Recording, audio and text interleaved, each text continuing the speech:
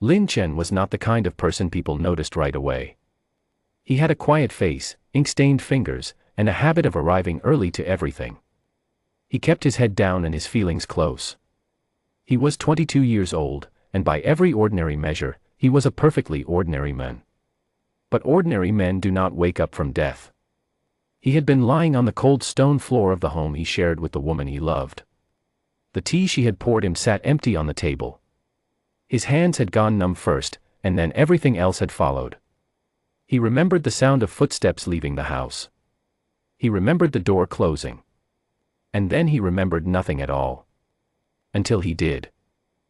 He opened his eyes slowly, the way a person does when they are not entirely sure the world deserves their attention yet. The ceiling above him was the same ceiling it had always been, cracked in one corner, slightly water-stained near the window. Nothing had changed. Everything had changed. He sat up. He breathed. He looked at the empty cup on the table and felt something shift inside his chest, not grief, not anger, but something much quieter. Something that felt like understanding arriving after a very long journey. Of course, he thought. Of course it ended this way. A voice came from somewhere deep beneath his ribs, from a place that felt older than his body, older than this city, older than anything he could name. It was calm. It was certain. And somehow, impossibly, it was his own voice. 99 lives. 99 deaths. The debt is paid. Now, collect. He pressed one hand to the floor to steady himself and looked around the room. The scrolls he had spent months writing were still stacked near the wall. His ink brush had rolled off the table and left a thin black line across the stone floor. Everything was exactly where he had left it. And yet Lin Chen felt, with absolute certainty, that he was not the same person who had left it. Something had opened inside him. Like a door that had been sealed for a very long time had finally swung wide, and behind it was not darkness, but an enormous and ancient light. He did not go looking for Su Yilan that night. He did not go the next day either. He sat in the house they had shared for 3 years, and he thought, and he remembered, not in the way a person remembers yesterday, but in the way a person sometimes catches the smell of something familiar and knows, without being able to explain how, that it matters deeply. Fragments came to him in pieces. A woman with her face but a different name, standing at the edge of a great battlefield, watching him fall. A woman with her eyes but different clothing, smiling at another man across a banquet table while Lin Chen stood forgotten in a doorway. A woman with her voice but a different life, whispering words of comfort into his ear while something cold spread through his body. 99 times. Different faces. Different places. The same ending. He did not cry. He noticed that about himself with something close to curiosity. He had expected grief. What arrived instead was clarity, a clean, precise, almost peaceful understanding of what had been happening to him across a stretch of time so long it made his current life feel like a single sentence in a very long book. And then, beneath the clarity, he felt something else rising. Not anger exactly. Something older than anger. Something that had been waiting patiently for exactly this moment. He left the house 3 days later, carrying nothing but a small bag and the particular posture of someone who has decided something and will not be talked out of it. The city of Yunshan was loud in the mornings. Vendors called out from their stalls. Children chased each other between the legs of adults who were too busy to notice. The cultivation towers rose at the city center like needles pushing into the sky, and around their base, young men and women in sect robes moved with the urgency of people who believed they were very important. Lin Chen walked through all of it without hurrying. People moved out of his way without quite knowing why. There was something about the way he now occupied space, a stillness that drew attention while seeming to refuse it, that made people step aside and then glance back at him with uncertain expressions, as though they had almost said something but thought better of it. He rented a room near the Eastern River. Small, simple, just enough. He bought rice and vegetables and a new ink brush. He spent the first week doing what looked from the outside like nothing at all, sitting, walking, thinking, and what felt from the inside like the careful process of learning who he was, now that he was finally, for the first time, building a life entirely for himself. The system, that voice, that presence, that accumulated wisdom of 99 lives living quietly inside him, spoke to him sometimes. Not constantly, not intrusively, but when it mattered. "You are aware," it said one morning while he was watching the river, that she has already started looking for you. I know, he said aloud, to no one visible. And you are not concerned? Not in the way I used to be, he said. Not anymore. The presence seemed to consider this. Then, with what might have been the closest an ancient consciousness could come to approval, it went quiet. Her name, in this life, was Suilan.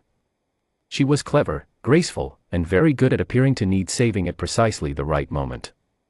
Lin Chen had loved her with the complete devotion of a person who had never been taught to love cautiously. He had given her his time, his plans, his secrets, the deepest parts of his trust.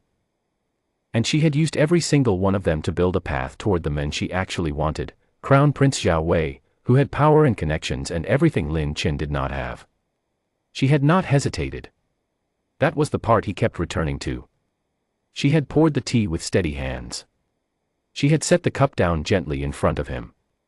And she had watched him drink it with the expression of someone checking an item off a list. He did not hate her for it. This surprised him more than anything. He had expected, once he understood everything, to feel a great burning fury. What he felt instead was something harder to name, a kind of sorrowful indifference, the way you might feel looking at a place where something beautiful used to be and finding only empty ground. She was, he had come to understand, simply a person who had made the same choice 99 times and called it survival. He could not spend the rest of this life hating her for being exactly who she had always been. But he also did not intend to let her close to him again. Mei Ruhan found him first, which was not surprising because Mei Ruhan had a talent for finding things other people missed. She was 20 years old, trained in the Swiftwind sect, and possessed of an opinion about everything and a fear of nothing. She arrived at the riverside one afternoon, sat down next to him without being invited, and looked at the water with the comfortable ease of someone who had known him for years. "You are the scholar everyone is suddenly talking about," she said, not looking at him. "I have not done anything worth talking about," he said. "That is exactly why they are talking about you." He looked at her. She looked back. There was something in her expression, direct and honest and entirely without performance, that he found unexpectedly disarming. "Mei Ruhan," she said, extending her hand. "Lin Chen," he said, and shook it. They sat together for another hour, saying very little, which was the beginning of a friendship. He had not had a real friend in a very long time. He was not entirely sure what to do with one. But she did not seem to require him to know, and so they watched the river together until the light changed, and that was enough. Over the following weeks, things began to shift. Not dramatically, Lin Chen had no interest in dramatic gestures. He moved quietly and carefully, the way water finds its way around stones, and the world rearranged itself accordingly. Crown Prince Zhao Wei, it turned out, had been making decisions that hurt a great many people who had no connection to Lin Chen's personal history. He had been redirecting funds. He had been falsifying records to favor his own supporters. He had been doing the kinds of things that powerful people do when they have never met anyone more powerful than themselves and have therefore stopped imagining that such a person exists. Lin Chen did not expose him out of personal anger. He exposed him because it was right, and because he now had the tools, the clarity, and the patience to do it properly. He compiled records. He found witnesses. He presented everything to the governing council with the calm precision of someone who had already decided how the conversation would end. It ended the way he expected. Zhao Wei's authority was revoked. His supporters scattered. The people who had been quietly suffering breathed out. Lin Chen went home and made rice and did not gloat, because gloating is for people who were not sure they would win.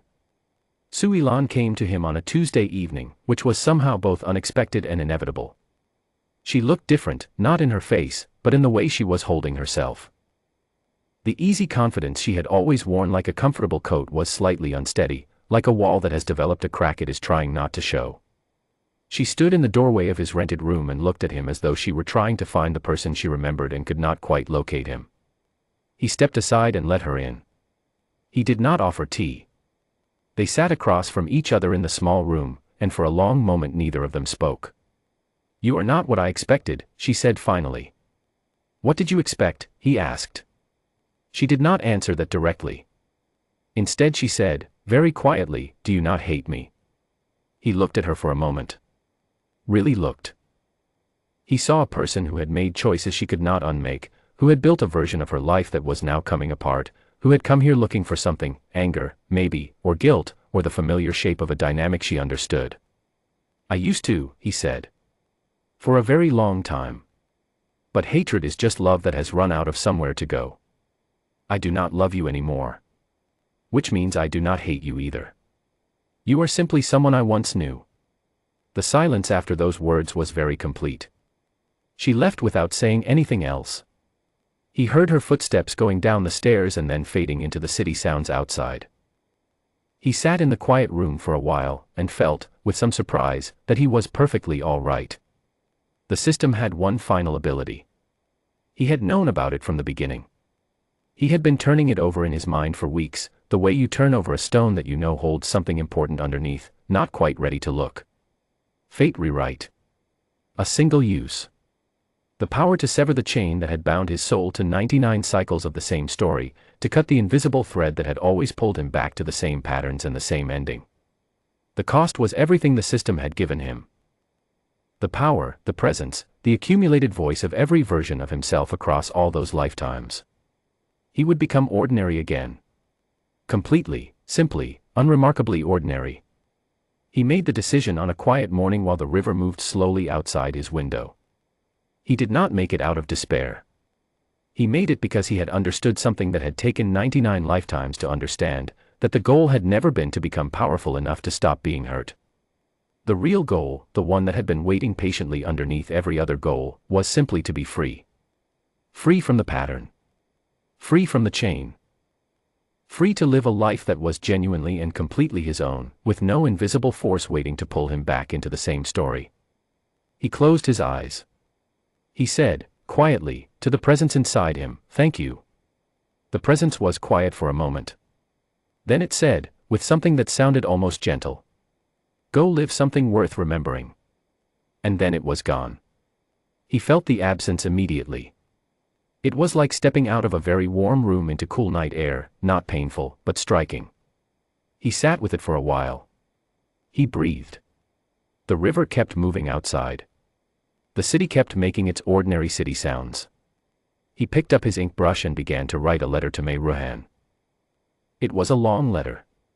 He explained everything, the 99 lives, the awakening, the system, the final choice. He did not know if she would believe him. He thought she probably would, because Mei Ruhan had the rare gift of believing true things even when they were difficult. He wrote for 2 hours. At the end, he set down the brush and read back what he had written and thought, "This is the first thing I have ever written entirely for someone I care about. Not to impress anyone. Not to convince anyone. Just to tell the truth to a person who deserved to know it." He folded the letter carefully and set it near the door to be sent in the morning. Time, after that, moved the way time does when a person has stopped fighting it. He stayed in Yunshan. He took a small house near the river, a proper one, with a garden and a window that caught the afternoon sun. He planted things in the garden, mostly because Mei Ruhan told him it was good for a person to grow something, and she had, as usual, turned out to be right. He taught calligraphy to the neighborhood children 3 mornings a week. They were loud and easily distracted and had strong opinions about which characters were too difficult to practice. He was patient with them in the way that only a person who has completely run out of impatience can be, not because he was trying to be good, but because patience was simply what he had become. Mei Ruhan visited so often that people in the neighborhood assumed she lived there too. She argued with him about everything, the best way to brew tea, whether the river fish were better than the market fish, whether the eastern roads would be repaired before winter.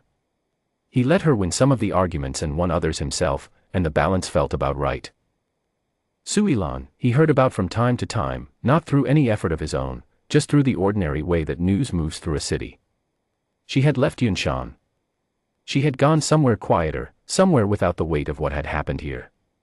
He hoped, without any great need for a particular outcome, that she would eventually make better choices. But that was her story to write. He was done reading it. There was one evening, maybe 6 months after everything had settled, when Lin Qin sat in his garden as the sky turned the deep orange of late sunset and felt that particular moment with unusual sharpness. The air smelled like earth and growing things and the faint sweetness of the jasmine climbing the fence. The city sounds were distant and soft. A cat that had quietly decided to live in his garden, despite never once being invited, sat on the wall and watched him with the expression cats wear when they are pretending very hard not to care. He sat with all of it, and he felt something he had not felt before. Not in this life, and perhaps not in any of the 99 lives before it. He felt that he was exactly where he was supposed to be. Not because fate had placed him there. Not because any system or ancient force had guided him to this particular garden on this particular evening. But because he had chosen it. Every small, quiet, unheroic choice, the rented room, the ink brush, the calligraphy lessons, the letter, the planted jasmine, had been entirely his own. The cat on the wall blinked at him slowly. He blinked back. It seemed like exactly the right thing to do. He was not happy every single day that followed. There were mornings when the weight of 99 remembered sorrows pressed down on him and he had to sit quietly for a while before he could begin. There were moments when he saw something in a passing face, a particular expression, a way of tilting a head, that reached somewhere deep and old inside him and brought him briefly to a stop. But those moments passed. They always passed.